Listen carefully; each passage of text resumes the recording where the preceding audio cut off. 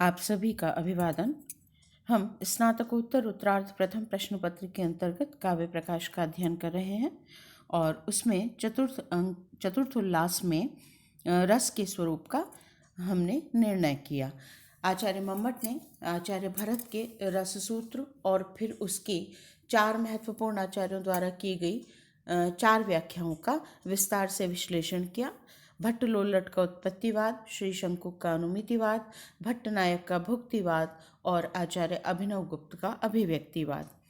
और इन चारों मतों के साथ रस की अलौकिकता को बताते हुए अब आचार्य मम्मट रस भेद का निरूपण कर रहे हैं।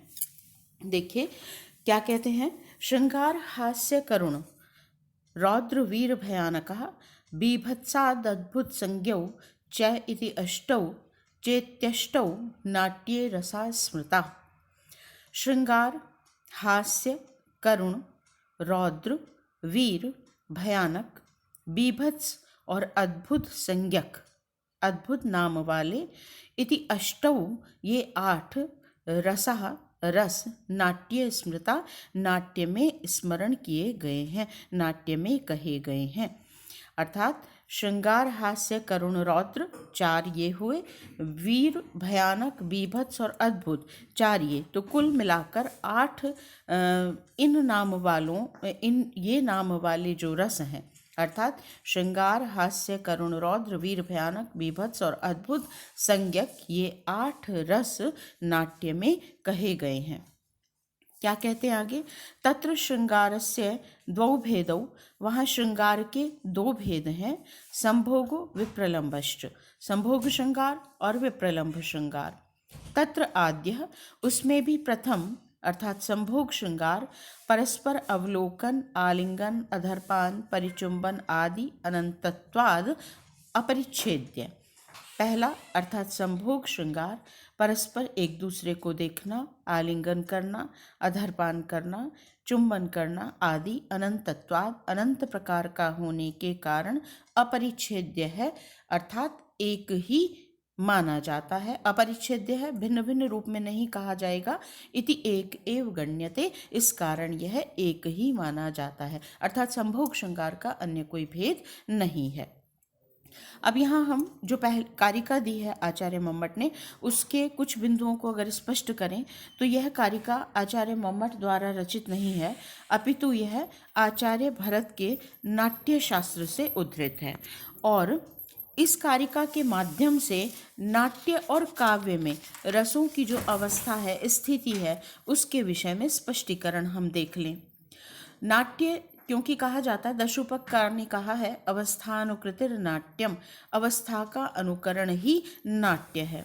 तो क्योंकि अवस्था का अनुकरण में अभिनय की प्रधानता होती है, अवस्था के अनुकरण में अभिनय की प्रधानता होती है, और इसलिए जो 8 रस हैं, इन 8 रसों में ही जो अनुकार्य है उसकी अवस्था का अनुकरण संभव है। इसलिए नाट्य में 8 रस कहे गए हैं, लेकिन काव्य में शांत रस को भी स्वीकार किया गया है। यहाँ हम पद्य और अभिनय यह भेद कर सकते हैं। नवा जो शांत रस है, क्योंकि वह निवृत्ति प्रधान होता है, उसका जो स्थायी भाव है वह भी निर्वेद है, जिसमें सभी विषयों से उपरति को अभिव्यक्त किया जाता है। तो वहाँ निवृत्ति की प्रधानता होने से उसकी अभिनयता दुष्कर है, इसलिए नाट्य में उसे स्वीकार नहीं किया गया है। दशरूपकार धनंजय भी नाट्य में शांत रस को स्वीकार नहीं करते। आचार्य भरत का नाट्य शास्त्र जो है वह मूल ग्रंथ है, अर्थात हम कहें उसे कि वह पारिभाषिक शब्दकोश है समस्त काव्य शास्त्रीय परंपरा का। उन्होंने उसमें काव्य अर्थात गद्य, पद्य और अभिनय, इन सभी का विस्तार से वर्णन किया है, लेकिन उसके भिन्न भिन्न खंडों को आधार बनाकर अनेक आचार्यों ने अपनी रचनाएं लिखी हैं। यथा दशरूपकार धनंजय ने रूपकों के 10 प्रकारों को आधार बनाकर 10 रूपक की रचना की है, जिसमें उन्होंने केवल अभिनय काव्य जो हैं, अर्थात जो रूपक परंपरा है, केवल उसी को ग्रहण किया है, उसके ही भेदोपभेद और अभिनय आदि की जो प्रकृति है या भेद हैं उनका वर्णन किया है। तो दश रूपककार क्योंकि केवल रूपक की बात करते हैं, इसलिए वे नाट्य में शांत रस को स्वीकार नहीं करते। लेकिन आचार्य मम्मट ने शांतोऽपि नवमो रसः कहकर शांत रस की सत्ता को भी स्वीकार किया है। यदि हम अन्य आचार्यों की बात करें तो अभिनव गुप्त भी जो हैं वे नाट्य में शांत रस को स्वीकार करते हैं। और हम पूर्व में स्पष्ट कर चुके हैं कि आचार्य मम्मट के जो विचार हैं या मम्मट का जो मत है वह मूलतः अभिनव गुप्त से प्रेरित है। इसलिए अभिनव गुप्त ने क्योंकि शांत रस को भी स्वीकार किया है, इसलिए आचार्य मम्मट ने भी शांत रस की सत्ता को स्वीकार किया है। कुछ अन्य आचार्य हैं, उन्होंने अन्य रसों को भी ग्रहण किया है। किसी ने भक्ति का, जैसे रूप गोस्वामी हैं, उन्होंने भक्ति को भी रस माना है, या कुछ आचार्यों ने वात्सल्य आदि का भी कथन किया है। लेकिन आचार्य मम्मट इन सभी को भाव मानते हुए भाव ध्वनि के अंतर्गत इसका अंतर्भाव कर लेते हैं। और काव्य में उन्होंने जो 8 रस हैं उन्हें स्वीकार किया: श्रृंगार, हास्य, करुण, रौद्र, वीर, भयानक, बीभत्स और अद्भुत। और नवमो अपि शांतो रसः कहकर 9वें रस के रूप में शांत को भी उन्होंने स्वीकार किया। और स्मरण कीजिए आप, प्रथम कारिका में उन्होंने नवरस रुचिरा, कवि की जो सृष्टि है उसे नवरस रुचिरा कहा है, अर्थात वे 9 रसों की सत्ता को स्वीकार करते हैं। बीच में कुछ 1-2 बिंदु हम और भी इस संदर्भ में विचार सकते हैं, जैसे रसों की प्रधानता या अप्रधानता। मूलतः सभी रस एक समान ही हैं, लेकिन फिर भी आचार्य अपने अपने अनुसार किसी एक रस को प्रधान कहते हैं।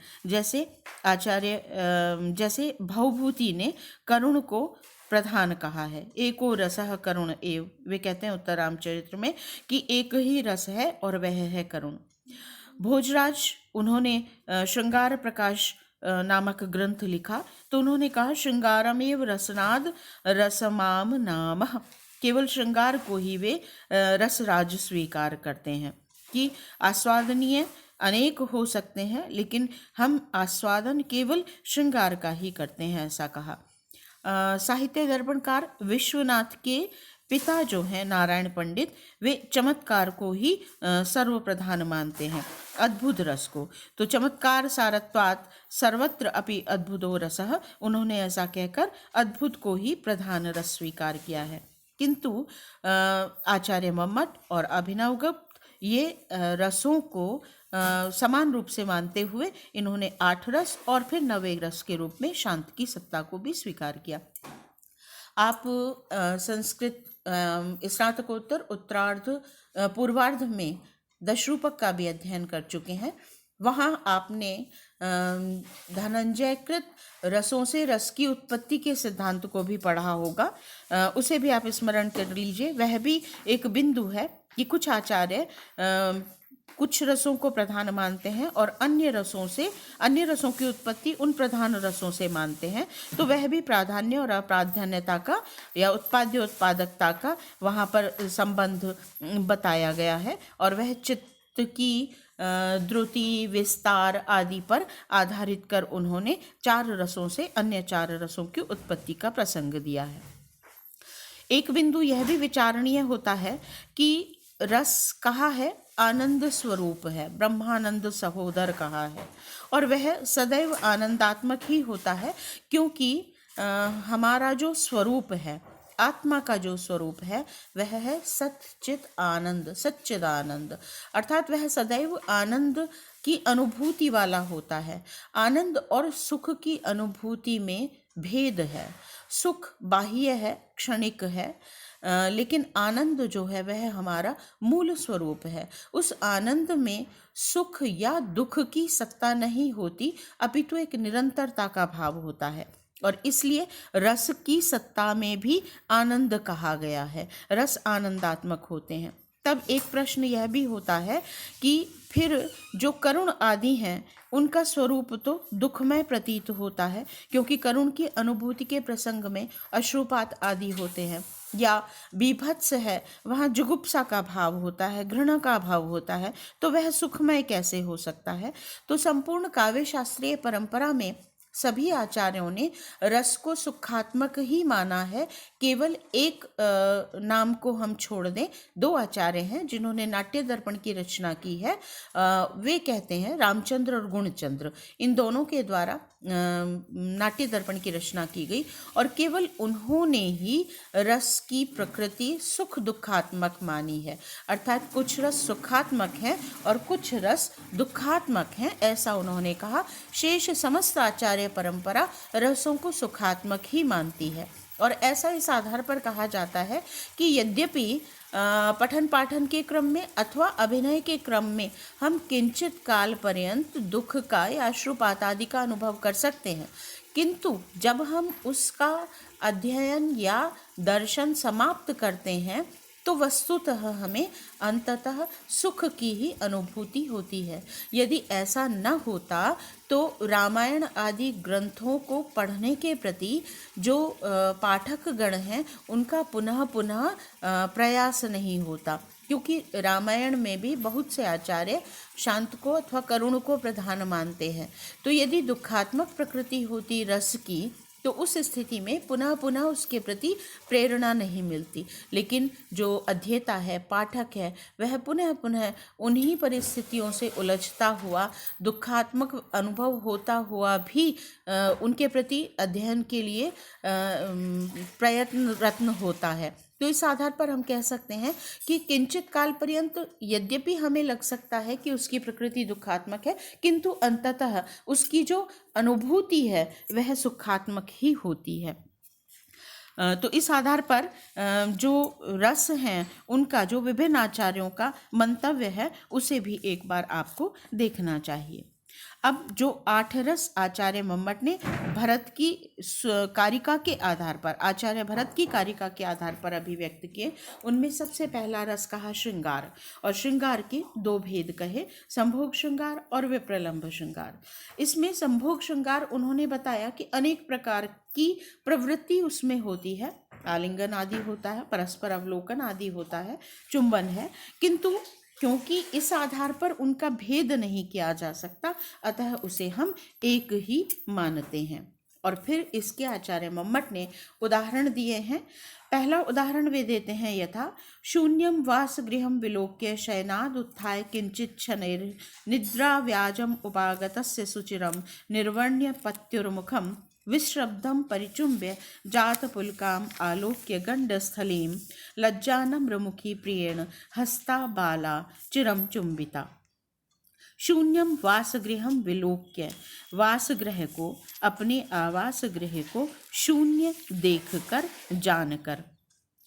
शयनाद, शैया से, किंचित उत्थाय, कुछ उठकर,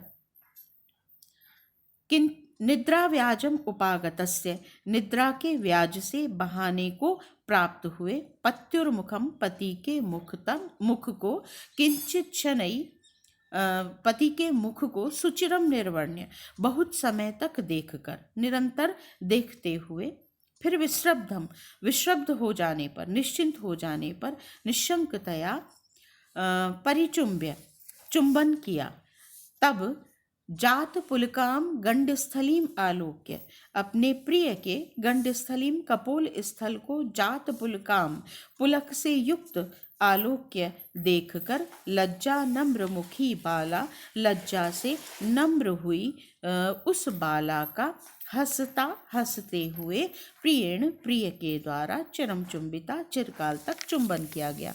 यहाँ जो परस्पर अवलोकन आदि में चुंबन वाला पद है, तदनुसार इस पद्य को संभोग श्रृंगार के उदाहरण के रूप में यहाँ रखा गया। यहाँ नायिका आरब्ध संभोग श्रृंगार का उदाहरण है। एक और उदाहरण आचार्य मम्मट ने दिया है, वह नायकारब्ध है, अर्थात यहाँ नायिका के द्वारा प्रारंभ किया गया है, वहाँ नायक के द्वारा।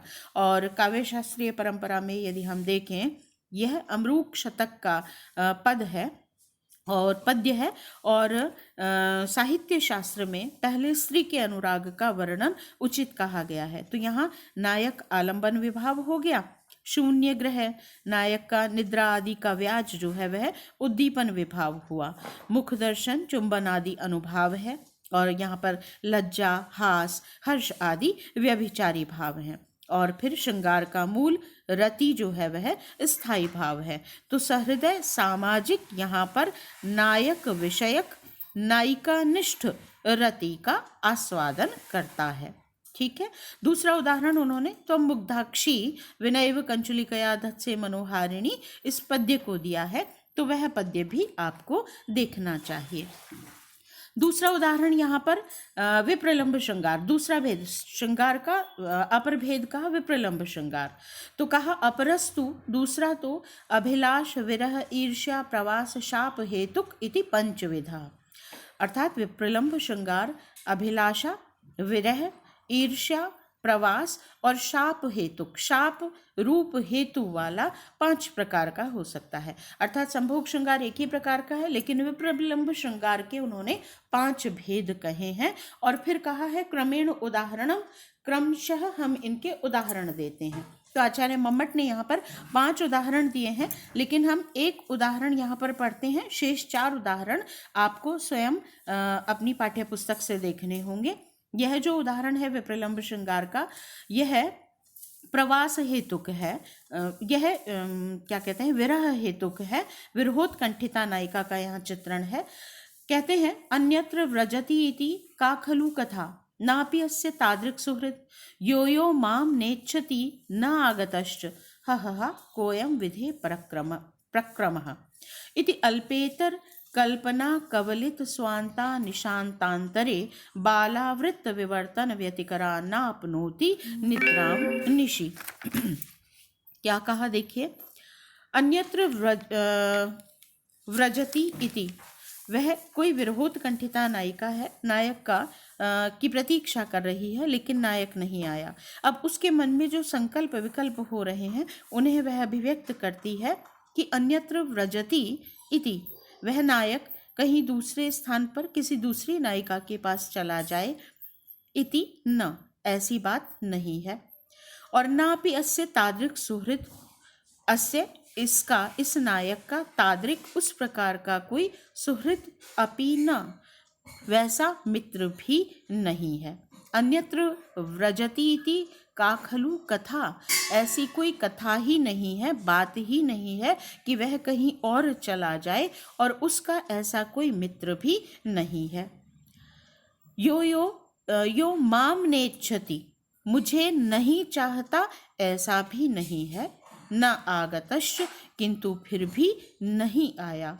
हह अहो कोयम विधे पराक्रमः, विधे विधाता का यह कैसा, पराक्रम है नहीं, क्षमा कीजिए, प्रक्रम, विधाता का यह कैसा प्रक्रम है, कैसा विधान है, कैसा प्रारंभ है।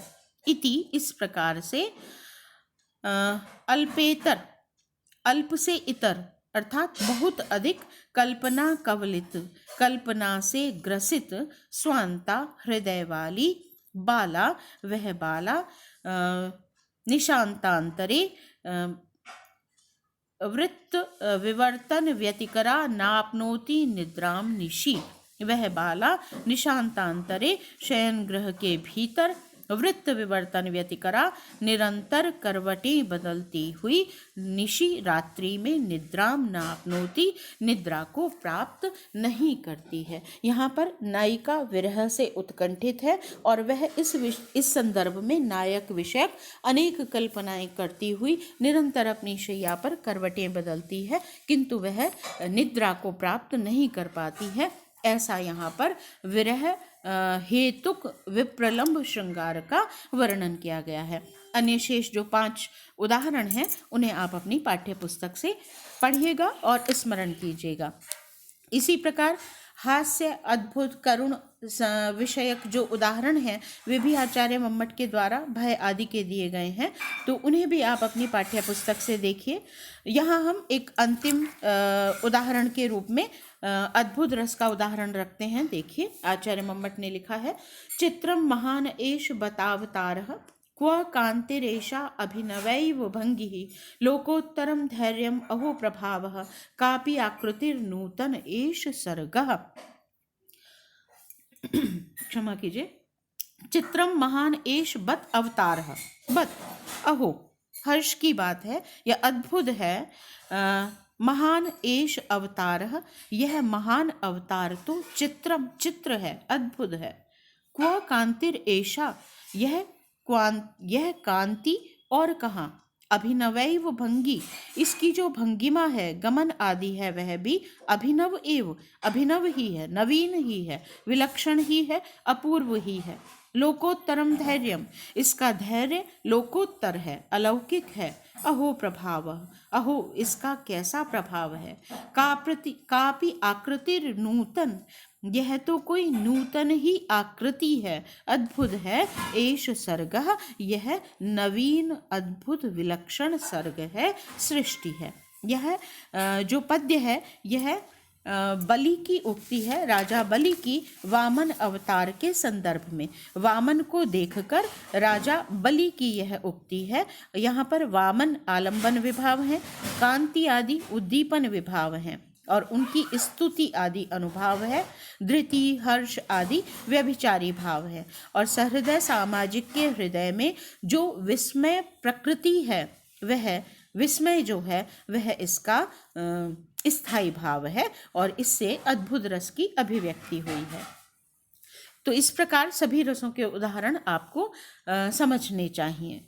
एवं स्थायी भावान आह, अब आचार्य मम्मट रसों को सोदाहरण कहने के पश्चात इनके स्थायी भावों का कथन करते हैं। रतिर्हासश्च शोकश्च क्रोधोत्साहौ भयं तथा जुगुप्सा विस्मयश्च इति स्थायी भावा प्रकीर्तितः। रति, हास, शोक, क्रोध, उत्साह, भय तथा जुगुप्सा और विस्मय, ये 8 स्थायी भाव कहे गए हैं। जैसे क्रम से रसों का वर्णन किया गया, वैसे ही क्रम से इनके स्थायी भाव भी रखे गए हैं। जैसे रति श्रृंगार का स्थायी भाव है, हास हास्य का स्थायी भाव है, शोक करुण का स्थायी भाव है, क्रोध रौद्र का स्थायी भाव है, उत्साह वीर का स्थायी भाव है, भय भयानक का स्थायी भाव है, जुगुप्सा बीभत्स का स्थायी भाव है और विस्मय अद्भुत का स्थायी भाव है। और जो नवा रस शांत है उसका स्थायी भाव निर्वेद कहा जाता है। ग्लानि निर्वेद शांत का स्थायी भाव कहा जाता है। तो रतिर्हासश्च शोकश्च, रति हास शोक क्रोध उत्साह भय तथा जुगुप्सा और विस्मय, ये 8 रसों के स्थायी भाव कहे गए हैं। तो इस तरह से आचार्य मम्मट द्वारा यहाँ 8 मूल रस, उनके उदाहरण, उनके भेदोपभेद और तदनंतर उनके स्थायी भावों का कथन किया गया है। इसके आगे हम व्यभिचारी भाव और फिर भाव संधि भाव शबलता आदि का अध्ययन करेंगे। आज के लिए इतना ही। धन्यवाद।